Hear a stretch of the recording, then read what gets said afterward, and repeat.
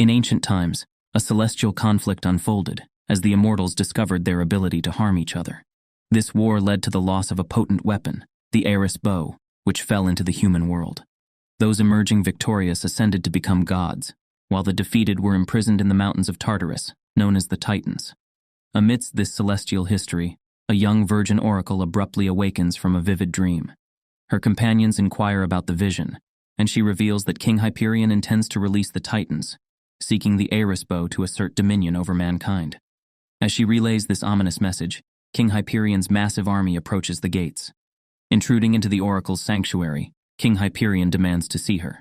The priest warns him against defying the gods, but Hyperion, fueled by grief and anger, questions the god's absence during his family's suffering.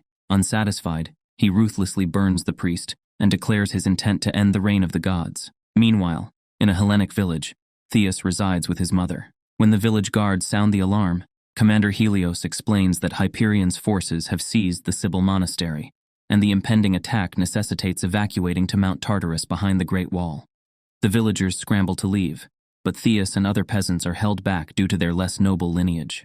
Fueled by the injustice faced by the peasants, Theus engages in a fierce confrontation with Leander, taking on multiple soldiers simultaneously and successfully holding Leander hostage. Commander Helios intervenes, promising Theus the safe evacuation of the peasants the next day. Satisfied with the assurance, Theus releases Leander. However, when Helios invites Theus to join their cause, Theus declines, expressing distrust in the nobility's intentions, believing they would abandon his kind when convenient. Seeking guidance, Theus turns to his teacher, an elderly man, who encourages him to face the impending threat head-on and not succumb to a slow demise. That night, as the old man rests, he transforms into the god Zeus when he senses a presence. It is his daughter Athena, who questions his prolonged influence on Theus. Zeus acknowledges that only Theus has the potential to lead humanity against Hyperion's forces, emphasizing that the decision must be Theus's alone. Following the evacuation of the high-blooded nobles, Leander, entrusted with protecting the peasants, takes a dark turn. He cold-bloodedly murders the commanders and rushes to align himself with King Hyperion, betraying the trust placed in him to safeguard the vulnerable villagers. In a grim turn of events, Hyperion coldly dismisses Leander as a traitor, showing sole interest in the oracle's knowledge of the Eris bow. Despite Leander's desperate attempts to provide information and loyalty, Hyperion decides to punish him severely, instructing his soldiers to remove Leander's manhood. The subsequent day, Theus practices his spear skills in the hills only to be shocked by the sight of his village in flames. Hastening to the scene, he witnesses the ruthless onslaught of Hyperion's army, mercilessly slaughtering those who were unable to evacuate. Two soldiers menacingly threaten Theus's mother, propelling him into a furious attempt to rescue her. Despite felling several opponents, he is eventually overwhelmed and restrained. In a cruel twist of fate, King Hyperion personally takes a dagger and ruthlessly slits Theus's mother's throat before his helpless eyes. Commanding his men, Hyperion then condemns Theus to slavery in the salt mines. From Mount Olympus, the gods observe the devastation unleashed by Hyperion's forces, scouring every monastery in their relentless pursuit of the Eris bow. Zeus, cognizant of the divine rule prohibiting interference unless the Titans are released, reminds his fellow gods of the dire consequences. He issues a stern warning that any intervention with humans would result in their own demise. Despite their sympathy for the suffering below, the gods reluctantly adhere to the rules, leaving humanity to confront the brutal tyranny of Hyperion without divine aid. In a twist of fate, the four oracles, including the Virgin Oracle, find themselves imprisoned alongside Theus. An accidental touch from the Virgin Oracle grants her a vision of Theus, standing with Hyperion upon the ruins of Greece. Urgently, she conveys this revelation to the other prisoners, insisting on an escape that very night during the Oracle's ritual. As they attempt to break free during the ritual, guards interrupt them, providing a moment for the prisoners to retaliate. 3 of the oracles remain behind to safeguard the Virgin Oracle, while the Oracle Phaedra takes the initiative to free Theus and the remaining prisoners. Together, they manage to escape the prison. The following morning, Stos, one of the escaped prisoners, spots a merchant ship, leading them to plan a theft to head north and confront Hyperion. However, their ambush reveals that the ship is filled with Hyperion soldiers. Despite being vastly outnumbered, they engage in a battle. Against Zeus's orders not to interfere, Poseidon, driven by fear, leaps from Mount Olympus into the sea, creating a colossal tide that annihilates the soldiers and ship, sparing Theus and his group. After the escape, Theus inquires about Phaedra's visions. She reveals that he will confront Hyperion and discloses an unsettling detail. She saw a body, Theus reveals to Phaedra that his mother had recently passed away. Recognizing the importance of a proper burial for her mother's soul to find peace, Phaedra suggests they return to Theus's village for the funeral rites. Simultaneously, Hyperion, driven by his desire for the Eris bow, orders the Minotaur to pursue the Virgin Oracle. He deploys soldiers to ambush anyone in the village, intensifying the threat. Back in the village, after a heartfelt burial in the temple, Theus bids his final farewell. In an unexpected turn, he destroys the temple, revealing the Eris bow beneath the mound. The revelation is interrupted by an attack from the Minotaur. Theus, despite sustaining an arm injury, valiantly defeats the creature, securing the safety of his friends surrounded by the ambush party. Outside, wielding the Eris bow, Theus eliminates the soldiers threatening his friends. Exhausted, he blacks out, only to awaken the next morning with Phaedra nursing his wounds. She informs him that he had been poisoned, but is now out of danger. The mutual feelings between them deepen, leading to a night of intimacy.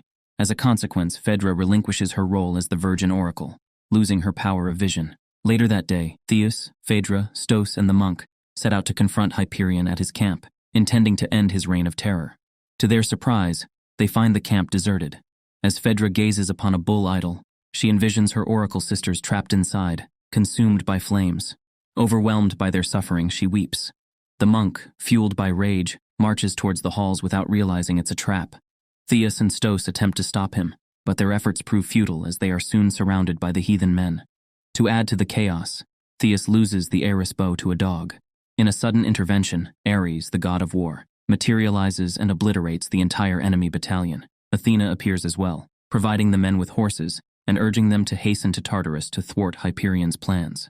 Zeus, displeased with the divine interference, descends from the skies. Athena apologizes swiftly, but Ares, attempting to argue, enrages Zeus to the point of whipping him to his death.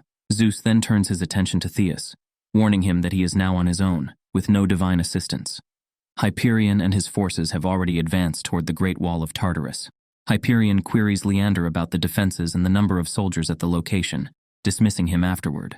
The dog, which had taken the Eris bow earlier, approaches Hyperion, presenting it to him. The accompanying soldier recounts how the gods descended from above, slaughtering their comrades during the confrontation. In response to the warning about the potential panic among men, Hyperion, consumed by power and hunger, opts for a ruthless solution.